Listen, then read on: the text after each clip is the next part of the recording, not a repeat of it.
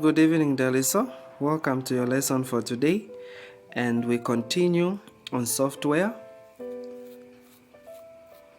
Like we discussed last time, in simple terms, we said that a software is simply these are the instructions given to a computer in order for them to perform a function or a task. Are we together? So these are simple instructions that tell a computer what to do.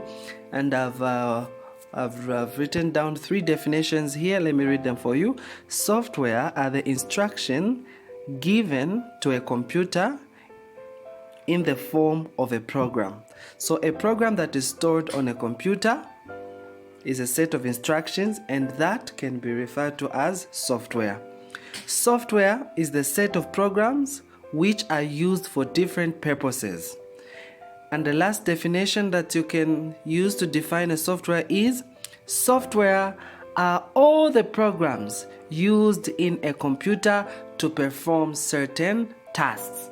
Okay, so I know that last time when we were discussing on software or on computers in general, we said that computers are divided into 2 main components or 2 main parts, which are the hardware and the software. Now today we are focusing on the software components of the computer, and we know to say the software components of the computer are those components of the computer that are not tangible, and those are the definitions there that we have given.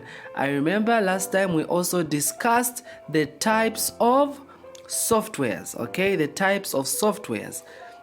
And we said that there are 2 main types of software, and these are system software and application software.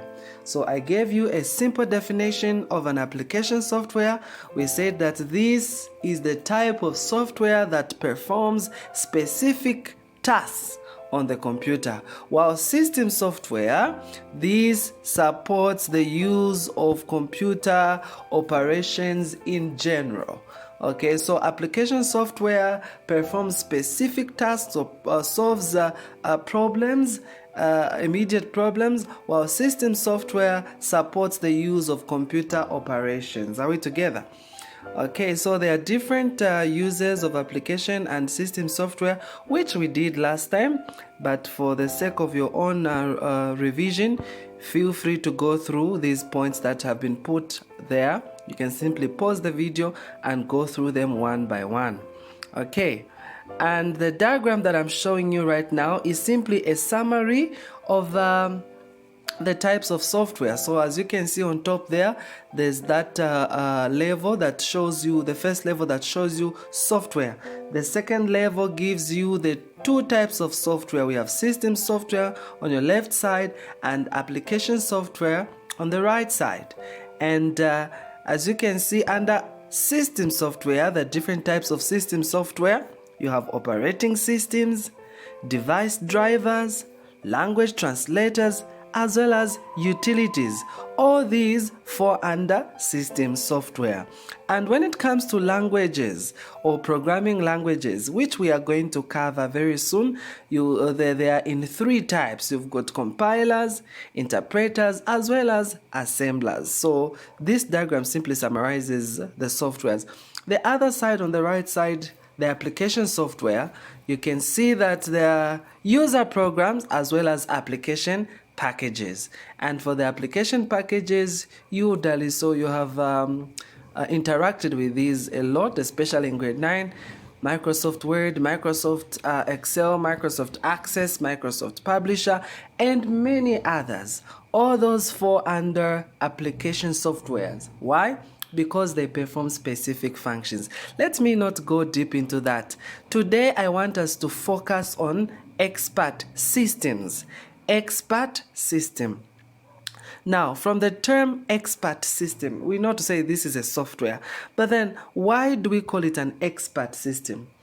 In a nutshell, if I were to ask you who an expert is, you would say an expert is somebody who is so good at doing something, isn't it? So if for example, let's say a doctor is an expert in health, a teacher is an expert in education, an engineer is an expert in the engineering industry. So then, when we talk about expert systems, what are we talking about?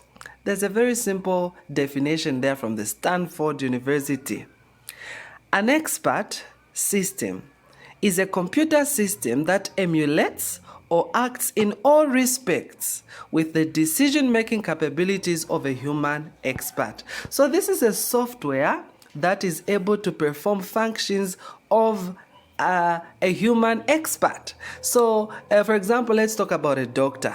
Let's say an expert system that is used in a hospital. It will be a software that will be doing the work or the job of the doctor, because it is able to emulate and act in all respects in decision making, and it has all the capabilities of human experts. Now, we live in a world that is changing every day. And we live in a world where the computers are taking over even what human beings can do. And to help that, the same humans have invented softwares that are able to do the jobs that they do. And such softwares also include softwares such as expert systems. Expert systems can be used in hospitals, they can be used in education, they can be used in agriculture, they can be used in different sectors of the society, including business as well as the financial sector. Now, what are the uses of these expert systems? What is the application of this expert system? It can be abbreviated as ES. Okay, so it can be used in the design domain or the design industry. In the industry of designing, it can be used. Camera lens design, automobile design, the expert systems can be used. In the medical design domain or the medical industry, expert systems can also be used there. For what? Diagnosis systems to deduce cause of a disease from observed data, conduction of medical operations on humans. So these expert systems can be used in the medical domain. Firstly, for diagnosis. What is diagnosis? Diagnosis is simply the process of finding out what is wrong with somebody. For example, you go to the hospital today because you're not feeling well. The nurse or the clinical officer will ask you a few questions so that they know what really is the problem. When they look at the symptoms that you present or the symptoms that you tell them, they are going to be able to come up with a diagnosis and tell you to say, this is what you are suffering from. Now, instead of a human being to do all that, expert systems can be used in place of human experts so that they can be able to deduce and also conduct medical operations on humans. They can even prescribe medicine as long as they have the right information.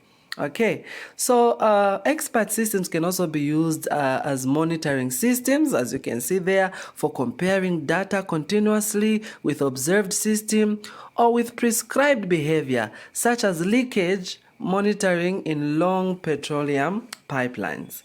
Okay, monitoring systems. Process control systems, knowledge domain, finance and commerce and business, all those are areas where these expert systems can be used to benefit humans. Okay, I hope you are following. In case you have missed a point, feel free to rewind the video and try to understand or try to listen again to a point that you feel you might have missed out. Feel free to also research more on expert systems. What are some of the examples of expert systems? Okay, these are further examples. For example, like what we have already mentioned, we can also add for weather forecasting. Okay, weather forecasting. If people want to know or understand the weather, you want to predict what's going to happen tomorrow, in the next 1 month, in the next 1 week, expert systems can also be used for weather forecasting. They can be used for fault diagnosis in electrical goods or even cars. We've already spoken about medical diagnosis. Okay, maybe blood infections to identify tumors in the brain or in the body. Expert systems can be used.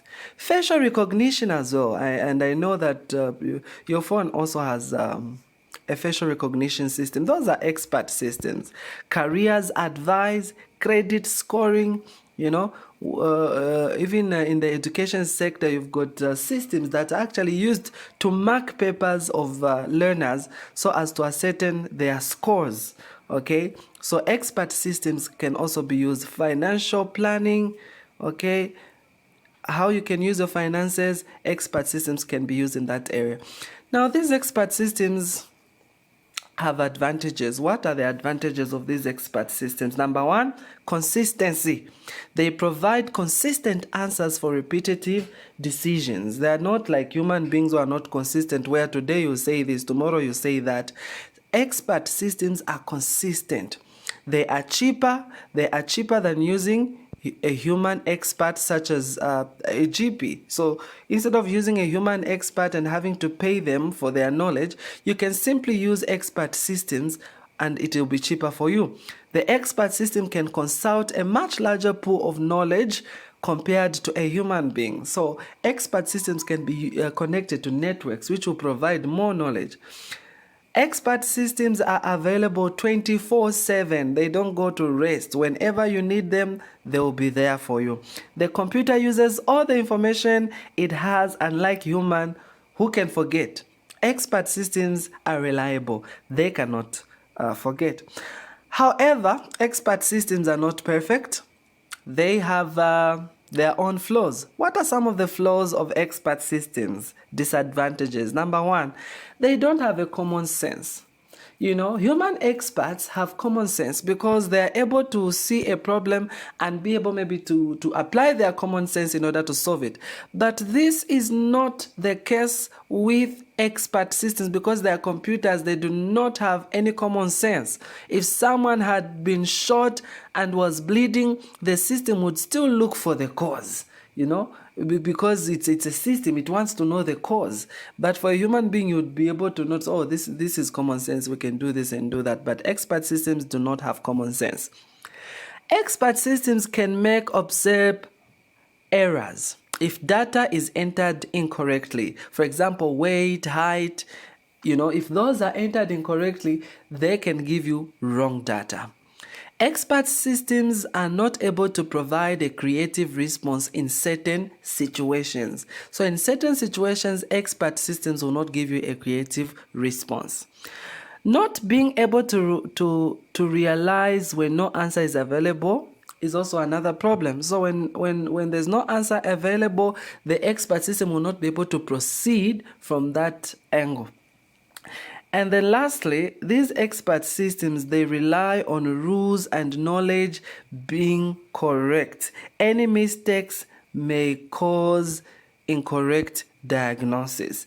So expert systems rely on the knowledge that they receive or the information that they receive. So if there's any wrong information they receive, it means that even the result that they're going to give is going to be wrong. Lastly, on summary, expert systems, what have we said? What are expert systems? We said these expert systems perform services and boost productivity. Expert systems, okay, encapsulate and immortalize knowledge. Expert systems are delivery modules for AL techniques. Expert systems may be brittle if they lack common sense, as they do all the time. Expert systems are often constructed using special knowledge engineering tools such as ES shells and expertise transfer programs. For today, we're going to end here. You'll feel free to go through the video again and again until you understand. If you have any questions, feel free to text me those questions. We can tackle them together. I'm going to send a question paper right now so that you can be able to answer some questions on this very topic. Thank you very much for your time. Have a good night.